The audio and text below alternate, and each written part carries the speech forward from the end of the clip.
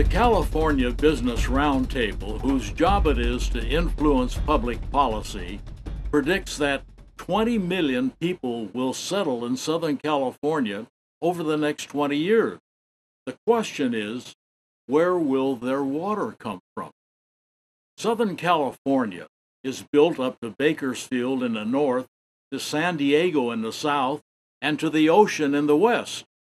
The only place for a new development is in the high desert lands east of Los Angeles. So, where will the water come from? This influx of new people to the Southland is looked upon as a boon to the future economic development of the area. But you have to have water. Developers and construction companies cannot build anything until they prove to the state that an adequate water supply exists.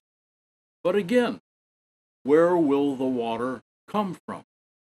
Now, in the middle of this dilemma are the LADWP and the Metropolitan Water District.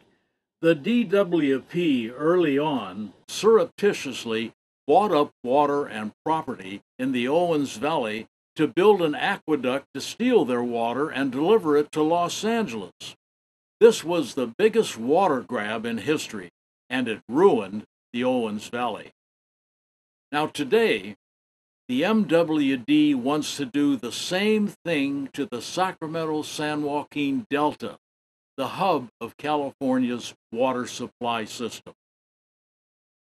In 1960, the passage of the Burns-Porter Act created a north-south aqueduct system that would send Northern California water south for delivery to Los Angeles and environs.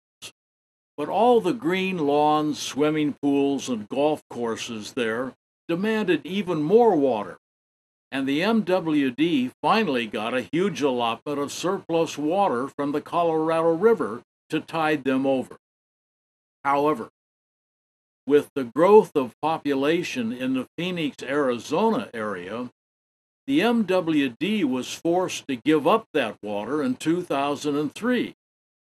What did the MWD do?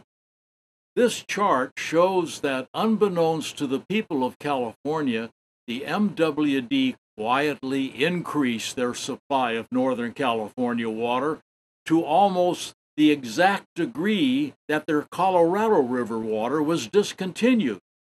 It's an MWD chart. Here's the Colorado River loss, and here's the MWD increase.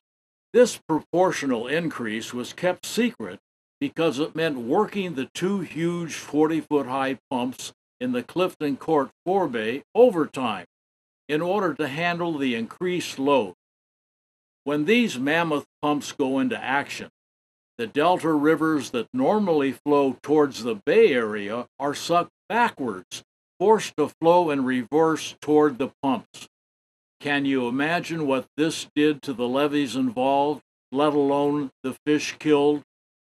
This constant whipsawing of flows caused the levees to erode and crumble, something the water agencies are now trying to blame on simple aging. You see, beginning in the middle 50s, the idea of a peripheral canal, a 400-foot wide cement ditch that would take water from Sacramento and carry it around the east side of the Delta to below Stockton into the Clifton Court forebay, began to be talked about in the water agency. It was not deemed politically viable until the 1980s. Then, in 1982, it was put on the November ballot as Proposition 9. In Southern California, the Peripheral Canal Bill was championed by the MWD. In Northern California, it was seen as simply another water grab. Big Ag, the Central Valley farmers, decided that the language of the bill might prevent them from getting their fair share of the water. So they not only opposed it, they funded the opposition. And the bill went down to defeat by a 2/3 vote. Now, from that time on, the concept of a peripheral canal became what has been called the third rail of California legislative politics. If you touched it, you were dead. But the wind began to change with the election of actor Arnold Schwarzenegger to take over the governorship from the recalled Gray Davis.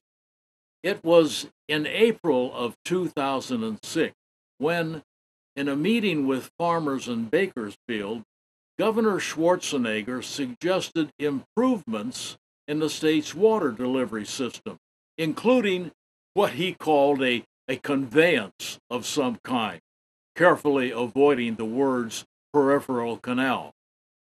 From that point on, the issue became energized, and it was clear that the push was on to make wholesale changes in the state water plan that would effectively move more Delta water south, while actually concealing the fact from the public, especially in Northern California.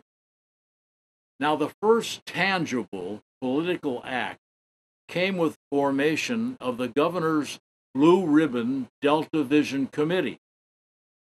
It was formed to advise the governor as to what kind of Delta changes could be made to make water delivery more efficient.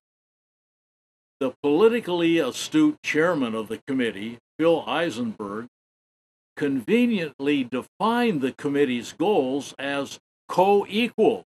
That is, the two goals of maintaining a more reliable water supply and to restore the Delta ecosystem were considered co-equal. The fact is, the framing of the committee's goals in this manner was quite duplicitous, inasmuch as they are not co-equal but mutually exclusive. In fact, the concept of maintaining a more reliable water supply was a half-truth, because the phrase was actually meant to apply to the entire state of California, meaning, of course, that more water would be sent south. Sending more water south is in direct opposition of the other goal of restoring the Delta ecosystem, because, you see, to take even more water from the Delta would destroy, not restore, the ecosystem.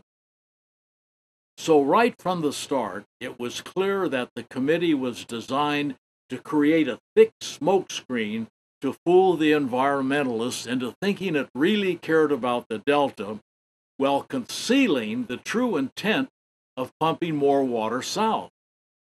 To avoid any third rail goofs in their final report to the governor, the phrase peripheral canal was never mentioned, replaced by the euphemistic substitute through Delta conveyance system. Another study done by the Public Policy Institute of California boldly recommended that a peripheral canal be built, most likely because one of their sponsors is the Bechtel Corporation, which just happens to build things like peripheral canals. Well, when all the studies were done, Senator Darrell Steinberg was given the job of whipping all of this into a water bill that would be put on the 2010 November ballot. The MWD decided not to get involved because it thought it would be a lightning rod for dissent. So to get support, Steinberg made such outlandish deals with legislators that the bill, SB 1, was laden with pork, including $1 million library for Steinberg. The bill also included language that would lay certain water districts open to privatizing under corporate control. The bill was placed on the ballot as Proposition 18, and opposition immediately formed around the bill's cost and the pork involved. But curiously, the fact that it was really an out-and-out water grab went unnoticed by opposition forces.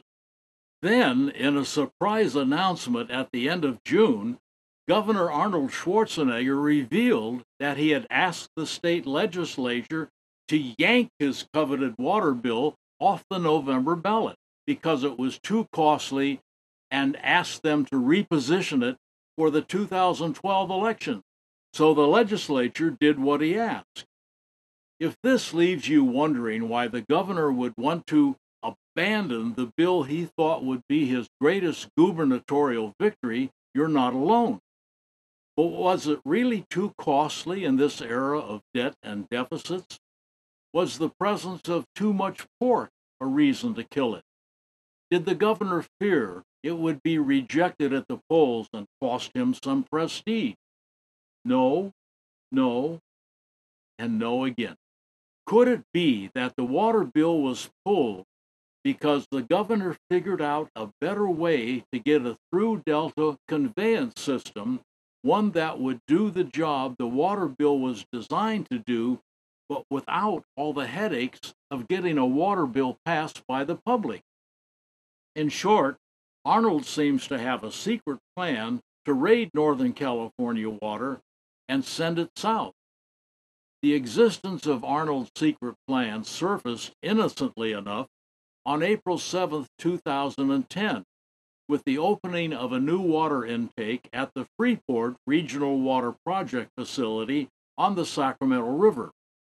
At the opening ceremonies, plans were also revealed for 5 more intake facilities to be built along the Sacramento River from Clarksburg to Cortland.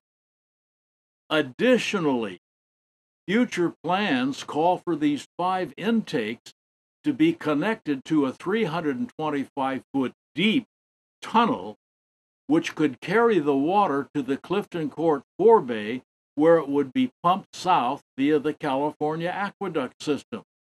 So what we actually have here is a through Delta conveyance system that would do the same job the water bill was designed to do, but would not require passage of the water bill itself.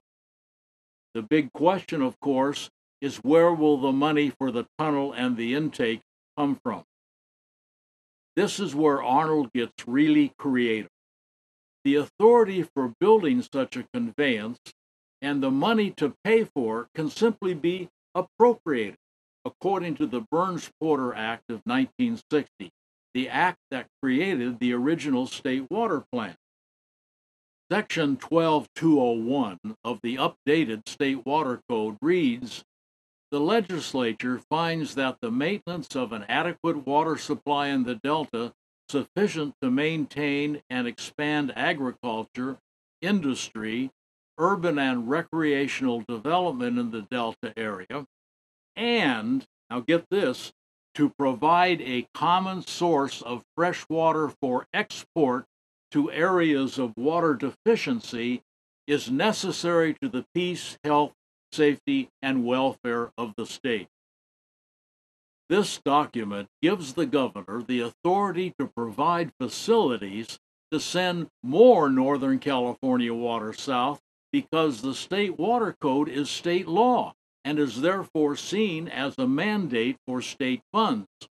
As for the money, it can be simply appropriated from the state budget or taken from the billions already appropriated for the water plan improvements, but so far left unspent. We must ask, is this why these funds were not committed? The only way this can be stopped is by the state legislature, so keep that in mind. Sending more water downstate to Southern California carries huge risk for Sacramento and Northern California's environment. And when you come right down to it, all it really amounts to is a more sophisticated water grab by the MWD. It would be much better if the state water planners simply followed the prophetic advice of philosopher Henry George, who said, "Taking water from where it is needed and sending it to where it is scarce is simply bad water policy."